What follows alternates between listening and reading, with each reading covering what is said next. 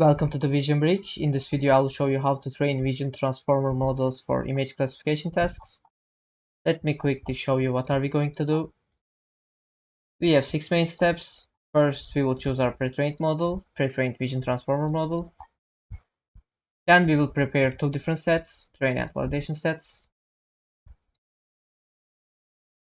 Then we will choose loss function and optimizer. After that, we will create 2 different functions for training. One is named train and other is validation. We will use these 2 functions in main training loop. You can see train function and validation function. And you can see the training process here. And in last step, we will test our model on test image. Yes, I think I can start, but before starting, I will share a link to this article in comment section. You can copy the code or read the article. It's up to you. But let me start. Yes, I can start. First, we need to choose datasets. I randomly choose dataset from Kaggle. You can click this link and you can use this dataset, but of course, you can use different datasets as well. But let me show you this dataset. We have 7 class. You can see the class names, for example, car class. You can see example image. You can download it from here. Download as zip, but I already did that. You can see my zip file and let me show you. I unzip it to here. You can see the image and class. Yeah, I will use this dataset. As I said before, you can use any different dataset. It doesn't matter. And there is one more additional step. And you need to have GPU supported PyTorch environment. If you don't have GPU supported PyTorch environment, this is not a problem. You can use Kaggle. It offers free GPU. Like it is 30-hour. There's 30-hour weekly usage limit, and it is more than enough.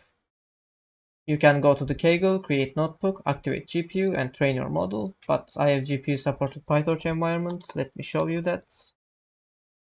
Let me print first version, then yeah, you can see CUDA is available. It says true, so training will be done on GPU, like using GPU, and it will be 20 times faster than CPU. Yeah, I think I can start. First step is choosing pre-trained vision transformer model. You can click this link, and you can see in Hugging Face there's like millions of pre-trained models. You can choose any vision transformer pre-trained model. But I already choose one. Let me copy this and show you. You can see here model name.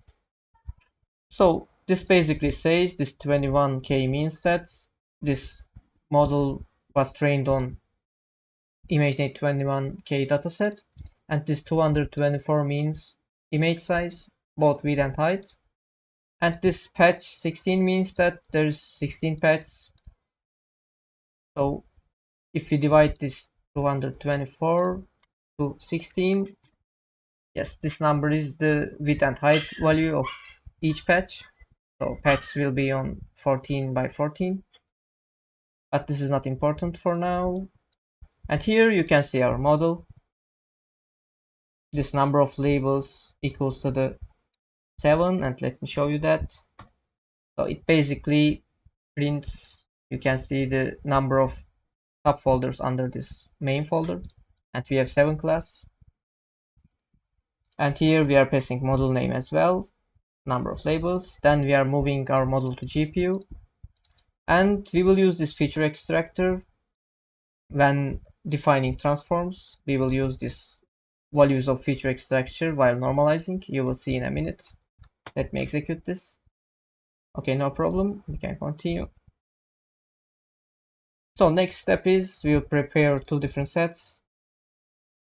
You can see train and validation sets, and we have some transforms. We will resize our image to 224 to 224 because that is what our model expects. Here we will convert our image to tensors. That's what PyTorch expects. And here you can see we are using mean and standard deviation values of feature extractor. We just created it here and we are now using those. Let me show you this, for example. Yeah, you see. And here you can see path to our dataset. Then we have transforms. This path is same with this one. And here you can change this split ratio. Here I define it as 20% for validation and 80% for training. You can see the random split. We have two different sets now. Let me print those. Not print, but yes, there's no problem. We can continue. Now we will create data loader objects. So you can see the batch size. Batch size equals to 8. If you have more powerful GPUs, you can increase this value to 16 or 32. So basically, data loader objects create batches. So we will have batches and training will be done on batches, not on full sets. So this is more efficient way. Everybody does like this. Can continue. Yeah, this setup is not that necessary, but it's always good practice to display some random examples from your training sets to see everything is okay. So here we will only display first batch. You can see this is our first batch, index 0, and we are using show image function.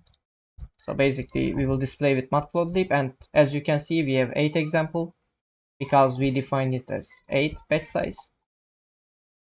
You can see there is no problem, class are correct, motorcycle, cars, ships, planes, everything is okay. We can continue. Okay.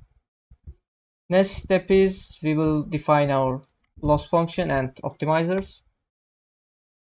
You can see because we are doing multi-class image classification, I'm using cross entropy loss. And for optimizer, you have other options as well. You can see, for example, stochastic gradient descent, ADAM. I'll use this one. Yeah, you can change this learning rate. It's up to you. We have loss function optimizer, and we are moving our model to GPU for faster training. You can see here. And this is our model. You can see different layers like convolution, dropouts, and vision transformer layers. And in the end, we have 7 as output features because we have 7 class. We define it in beginning here. Yes, we can continue. Yeah, now we will create 2 different functions. First one is train function. You can see there's 2 lists. We will use this list to save our accuracy values during training. You can see in train function we are passing data loader objects, model, loss function, optimizer, and epoch number. And here you can see we are setting our model to training mode. And as I said before, we are processing our dataset batch by batch, not on full. We are not training on full set. You can see this is one batch. So here inside this loop, we are moving our images and labels to the GPU for faster processing. And here model makes prediction, and based on this prediction value, loss value is calculated using loss function. We just defined it. Where are you? Yes, here you can see. Okay. After that, we are calculating gradients based on this loss value. After that, optimizer will update all the weights, all the parameters. By the way, we defined our optimizer in, where was that? Here as well. You can see by using this optimizer, we will update our parameters.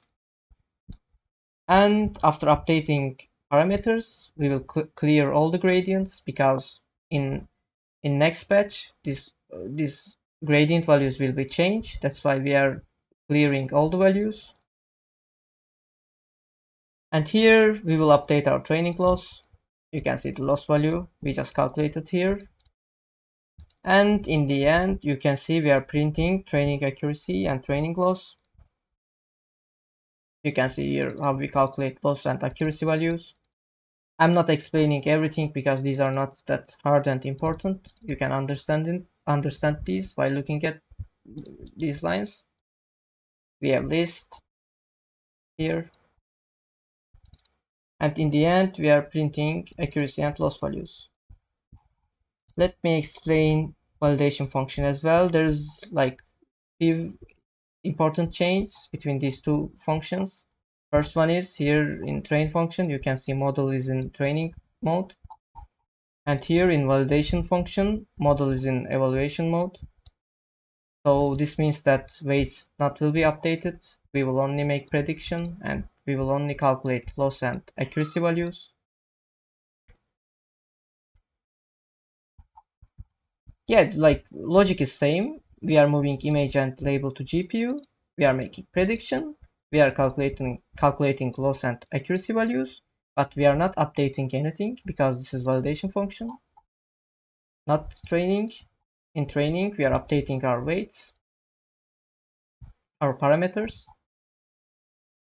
I think, oh sorry, we can continue. So yes, now we have main loop. Here we are using train and validation functions. We just created these two functions.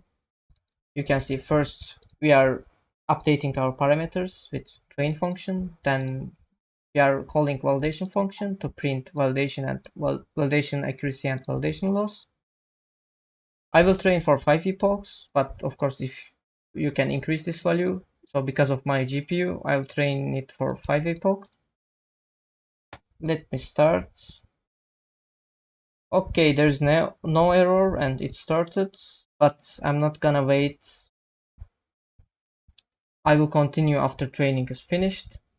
Okay, now training is finished. You can see the training process, but we have one more additional step, and that is we will test our model.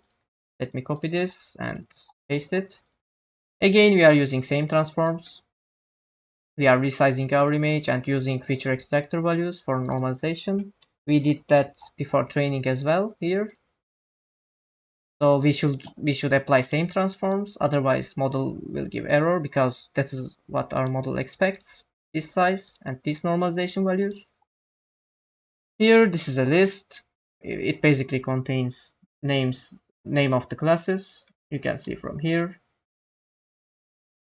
Yeah, this is image path. We are reading our image. We are moving our image to GPU. And here again we are in evaluation mode, not in training mode, because we are predicting. We will not be change any parameter. We will only predict. Let me execute this cell. Yes, this one for example, and I can show you those.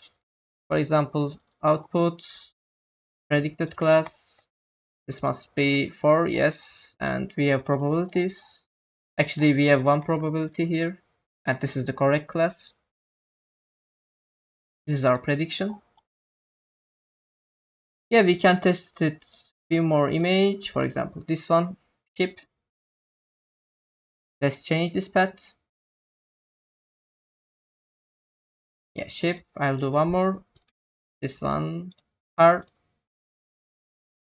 By the way, I download this test image from internet randomly. Yeah, car. Yeah, I think that's it for this video. Thanks for watching. See you soon.